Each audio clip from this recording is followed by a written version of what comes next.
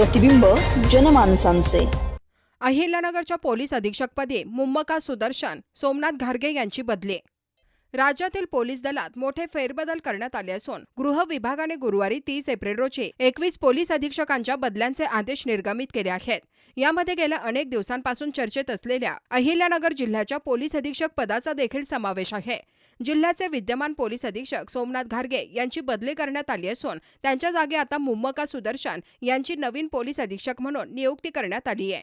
मुम्मका सुदर्शन हे यापूर्वी चंद्रपूर येथे पोलीस अधीक्षक म्हणून कार्यरत होते।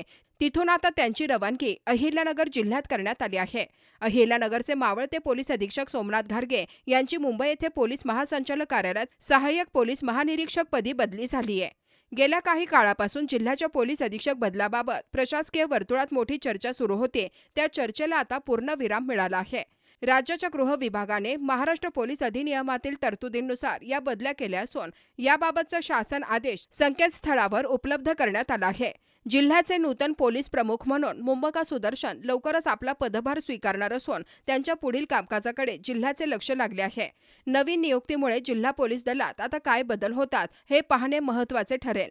अहिल्यानगर शहरातील महत्त्वपूर्ण अपडेट जाणून घेण्यासाठी नगर न्यूज 24 या YouTube चॅनलला सबस्क्राइब करा।